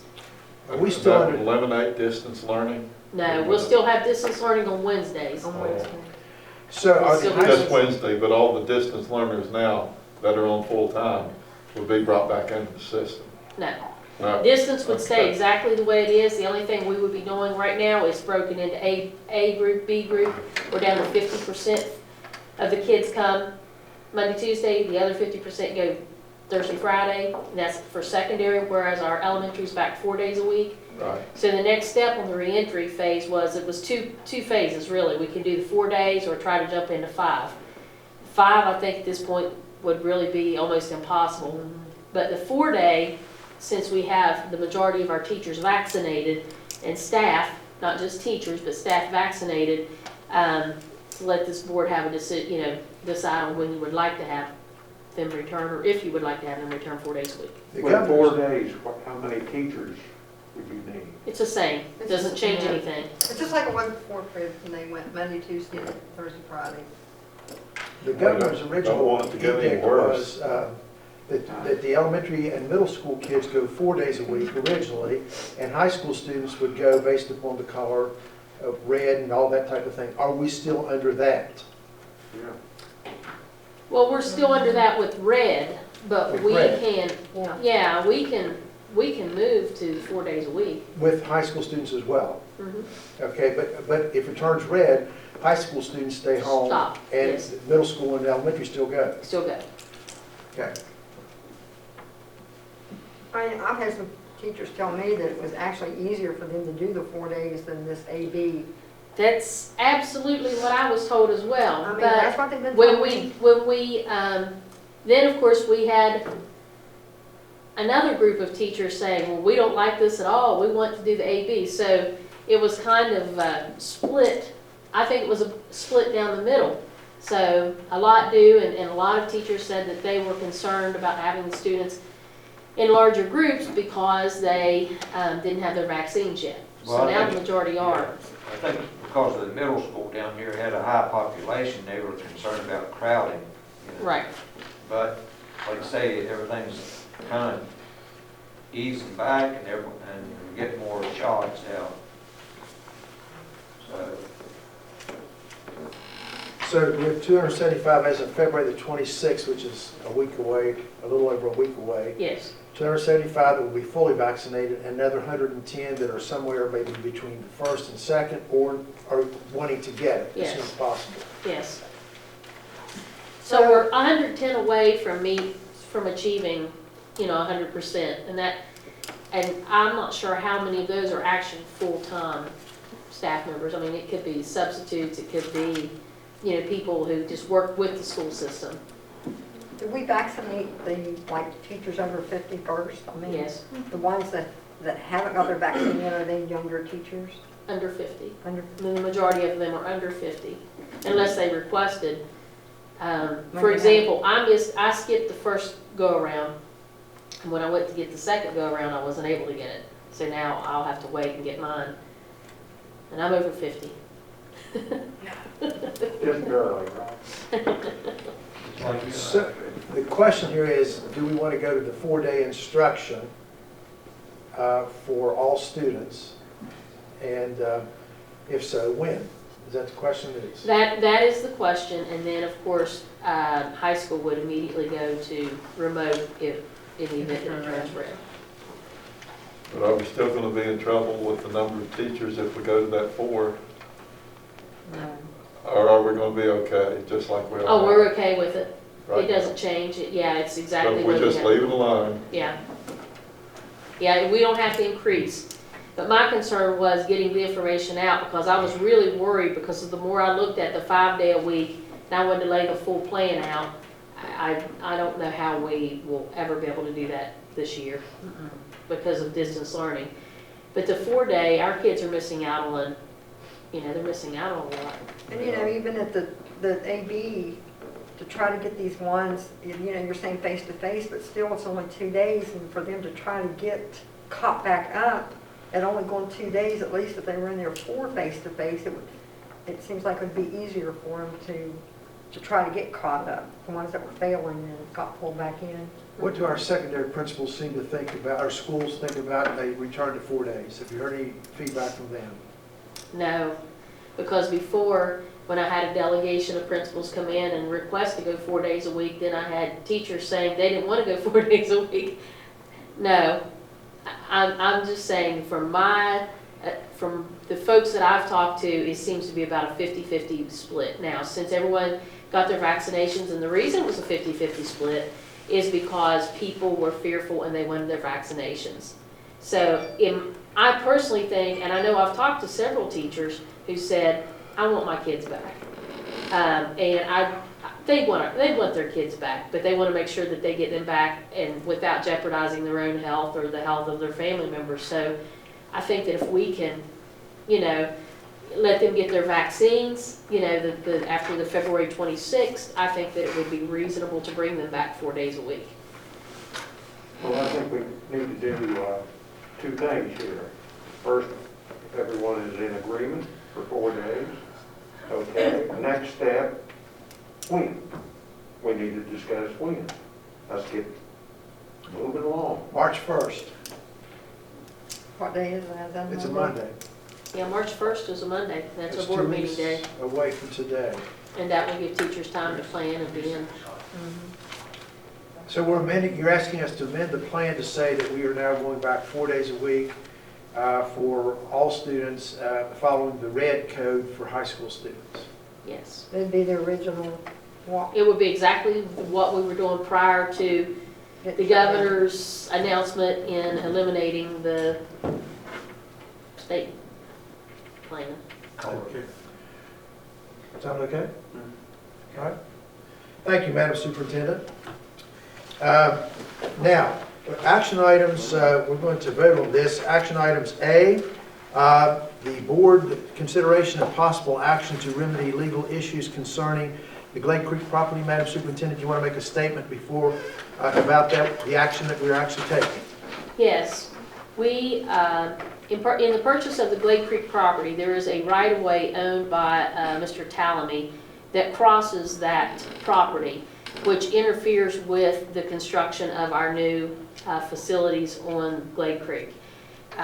We have been unsuccessful you know, in finding a way to build around this right-of-way, it definitely has to be eliminated.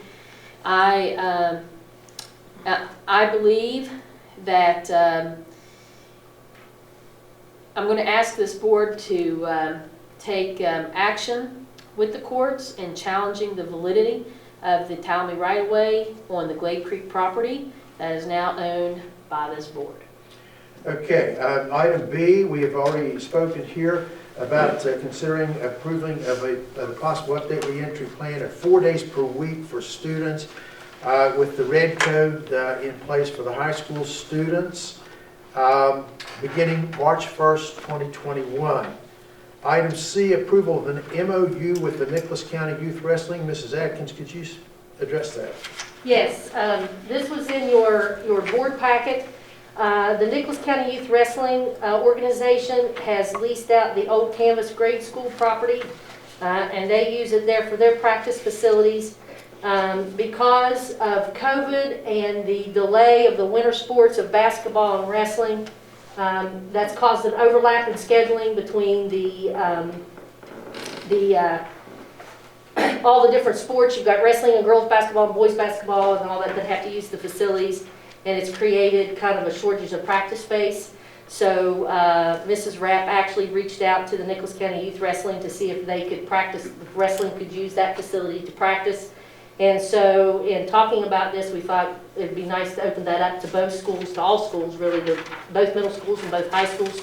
So what this lease will allow is for Nicholas County secondary schools to coordinate with Nicholas County Youth Wrestling to use that old Canvas grade school property for practice facilities for the 2021 WVSSA season. So just for this year. So that would end May the 30th. Yes, it would end with the end of the school year.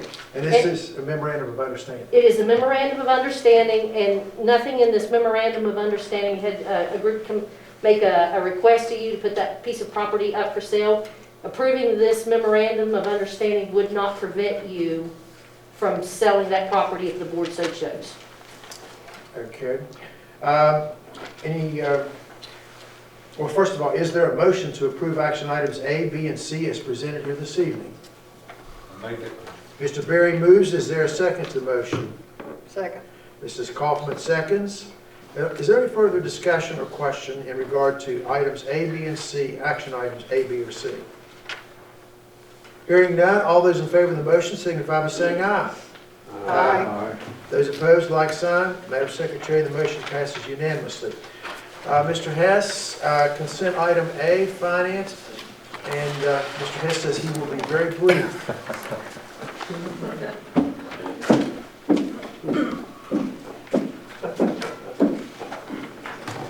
Okay, yes, in the interest of time, all of you had the finance items in your packet, and if you have any questions on any of those, I'd be happy to try to answer them for you.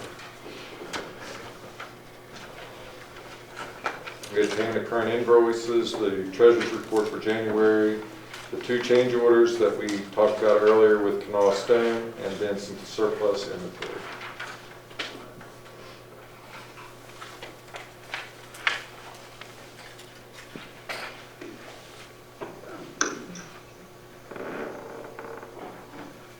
We've all had opportunity to review electronically the payment of current invoices, treasurer's report, and we've already discussed the 2 contracts, the change orders on those contracts. Is it ready?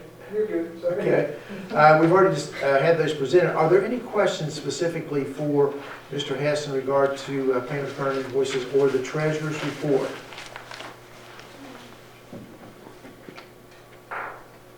Back there on, did we purchase a snow plow? Is that what that is? We did. Okay.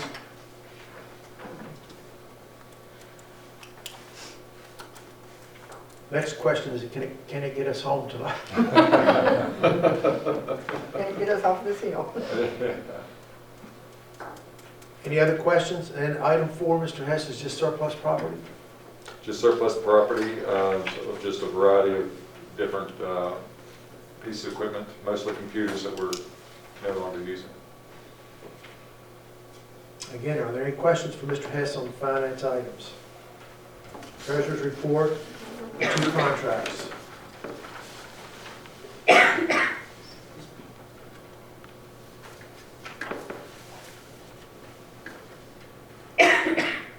Hearing none, is there a motion to approve the consent items finance items 1, 2, 3, 4?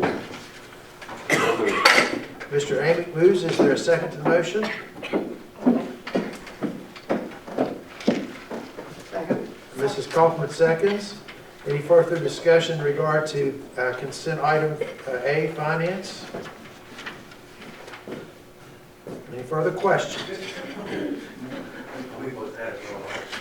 All those in favor of the motion signify by saying aye. Aye. Those opposed, like sign. Madam Secretary, the motion passes unanimously. Who did the first?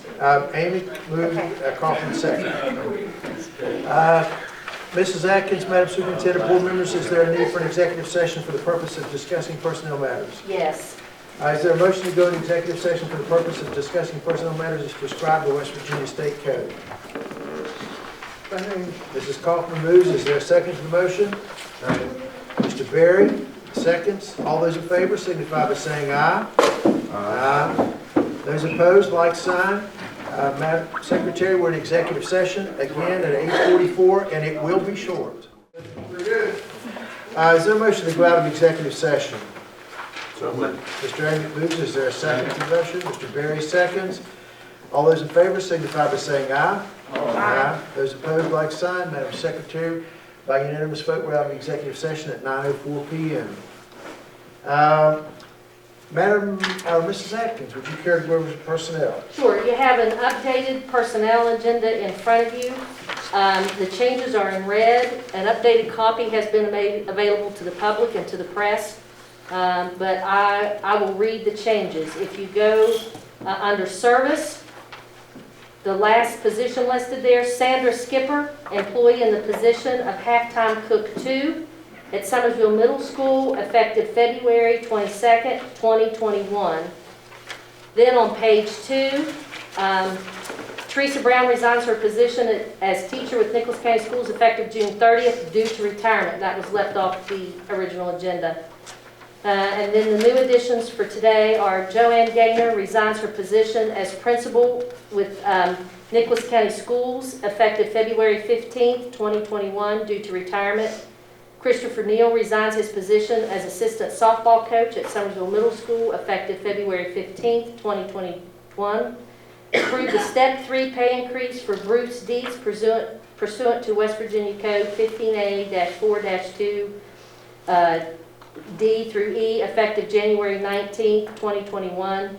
Upon recommendation of Principal Christina Frame, approve the voluntary transfer of Jerilia Sizemore from her current position as science teacher at Summersville Middle School to the new position of 6th grade teacher at the same school pursuant to West Virginia Code 18A-47AU to be effective with the start of the 2021-2022 school year. And then on the final page, you have some employee leave requests. I will not read those out loud to protect the privacy of our employees. You did say the press has been made aware of it. Yes. Okay, thank you. Any questions for Mrs. Atkins in regard to personnel list? Hearing none, all those in favor, is there a motion to approve the personnel agenda as presented? So moved. Mr. Amick moves. Is there a second to the motion? Second.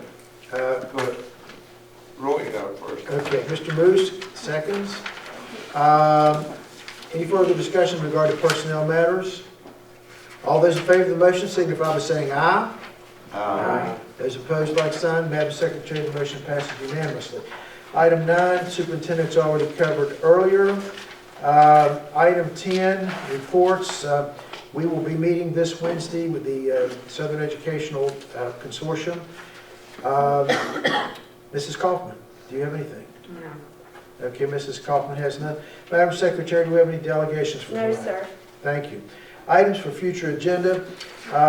Madam Superintendent, I'd like to have the sale of the the consideration of the request on the campus property discussed at a later meeting, and we look at the different, on March the 15th, we next board meeting, we hear from the other group that's leased the building, and then we will consider their request on the 15th of March. So please put that on the agenda, Madam Secretary. Any other items for future agendas? Yes, under discussion items and presentations, Chuck Rishaber, the State Insurance Commissioner Office, request time. Under discussion items, Yes, sir. that's Chris Grishaber, is that it? Chuck Grishaber. Okay. Can you spell that last name? Grishaber. Grishaber, okay. He requests to present under discussion items at the next meeting. Yes, sir. The next meeting is March the 1st.